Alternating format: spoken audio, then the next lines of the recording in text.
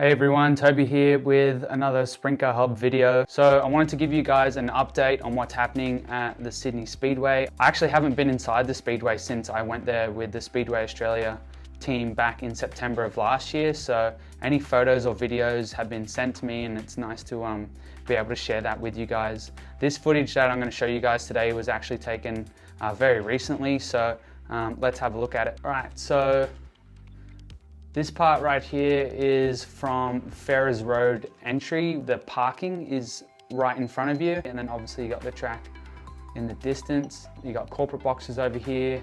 The drag strips over to the left-hand side of the screen. That's the pylons for the dust barrier. Basically the view that you're looking at right now, if we zoom in here, what you're actually looking at is from about there somewhere is where this is being filmed from, with the corporate boxes being right there, and then you've got the drag strip obviously over to the right hand side. As you can see early on, there's still a lot of machinery there and work to do. Construction was actually paused from the 19th of July to the 16th of August due to COVID. COVID actually caused construction in all of Sydney to stop until the end of July, and certain local government areas had to stop until the 16th of August. Unfortunately, where Eastern Creek Speedway is, it fell like right in the middle of all of that. So they had to stop until the 16th of August. So basically lost a month worth of work, a month of time to build the track. I think it's probably like fair to say that they were further behind than what they hoped to be, because I mean, it's not like the track was going to be ready in a month's time now anyway. So yeah, it's definitely been held up and it's definitely later than what they had hoped. This view here is actually like raised up from the road. It's actually like a lot higher, and then I think the infield of the track is a lot closer to the height of Ferrers Road. So yeah, the whole complex is kind of raised up. It's cool to see all this stuff happening. Obviously it was closed because it looks like there's no one there, which I found kind of odd, because the newsletter from Sydney Metro said that they were basically working all daylight hours and some to get the speedway finished. So this was obviously filmed outside those hours, or for some reason the work wasn't being done at this particular time. So what you're looking at there is the back straight and going into turn 3. You can see the wall around the speedway is quite high. That's to allow for more banking. And we pan over to the front straight and the main grandstand and the corporate boxes. You can see here, like the corporate boxes, that's pretty high up. I'm not sure if you can stand on top of them. That'd be cool, like a viewing area from there. But they reckon that's meant to be about 20 meters higher than the actual racetrack. So that'd be such a cool view. And as you can see, it's not far away at all in comparison to tracks like what we're replacing at Valvoline Raceway, where the crowd was a fair way away. You can see that the grandstands are quite angled, so you're going to get a great view no matter where you sit at Eastern Creek Speedway. So cool to see these views. But obviously, like I said before, there's so much work still to do. That's a good view of the entire track, really. You've got you can see here over in the pits, this is turn 1 right here, and then over to turn 2, and then just on the outside of them, you can see the pit garages. I think that's where they're going to house some competitors, where they can keep their gear there. They used that at Valvoline Raceway over the last few years. I was actually really hoping that they would put some seats here for people to sit in, because I think, you know, being turns 1 and 2, that's usually where a lot of action happens at the start of the race. So it would have been really cool to sit above there. But I guess they're not doing that. Maybe they can do that in the future.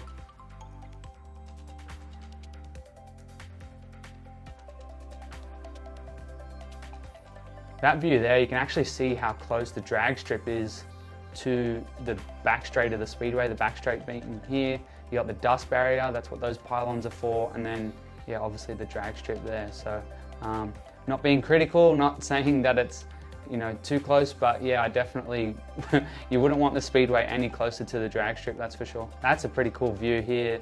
You can see there's Ferrers Road there, a bunch of trees, and then you can actually see how built up it is here. I think there's a view later on that shows a bit better, and obviously the corporate boxes and amenities, that's what all this is going to house. So hopefully they include some merchandise stores and stuff like that, that not only the track can use, but the teams can use as well, because selling merchandise out the back of your trailer is probably not as professional as we can be in this day and age.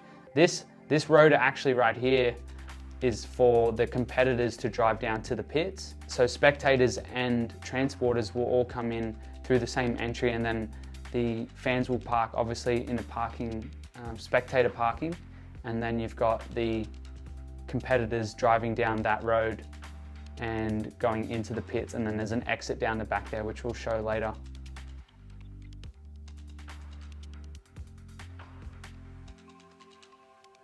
I mean, some people might say that there's a lot of work still to do and it's not going to be ready in time, but I honestly, just like most of you saying those things, have never built a speedway, so don't really know how long it takes.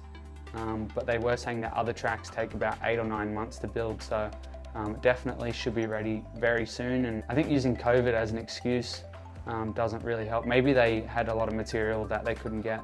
Okay, so this view right here is just the pits. You've got those pit garages we spoke about, and then this is the entire pit. This road here is where you come in off the track, and then you've got going out onto the track, which is over here, entering on at the start of the back straight and exit of turn 2. I originally thought the pits was going to be pretty small, but obviously they're going to lay it out purpose built for a speedway to start with. But looking at some of these trucks and machinery and bits and pieces like bins sitting there, they look pretty small, so looks like there's plenty of room for the competitors anyway.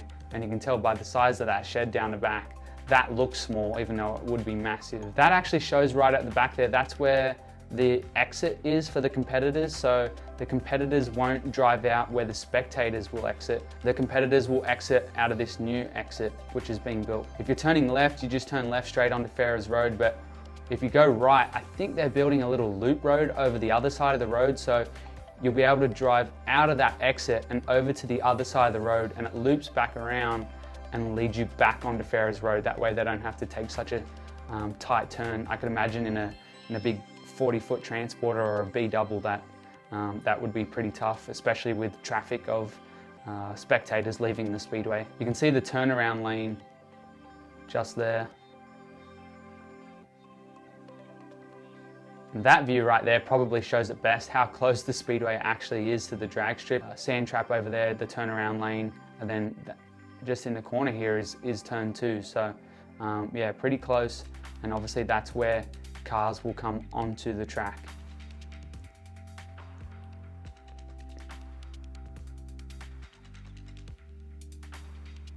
It's probably worth noting as well that as opposed to what Valvoline Raceway was set up as, this will be the front straight, and then the exit of the track is into turn 1. Whereas Valvoline Raceway, you exited the track off of the back straight. So you'll now come onto the track after turn 2. So for example, for qualifying, you'd come onto the track and you'll only get half a lap to get up to speed. And then by the time you get up to speed, you've taken the green flag, you'll do your 2 laps, and then you'll take the checkers, and you won't slow down enough in time to come off in turn 1. So you'd have to do another full lap basically, and then come off into turn 1. So, I mean, it's not ideal, but it's not the world's biggest problem. In saying that, if you were building a $70 million speedway, you'd probably want these things to be perfect.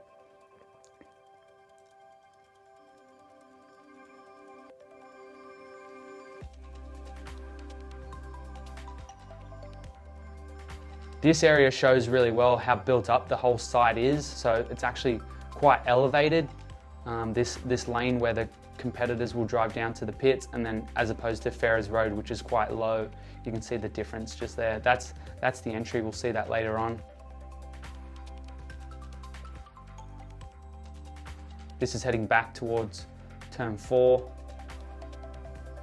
So much equipment and stuff still to be done. See, that shows it really well. You can see that's Ferrers Road, and then it curls around the whole site, but competitors and spectators will all drive in here. That's the new parking for the drags. I don't understand why the drags has so much parking, because there's a lot of parking being built up the top here that's out of view.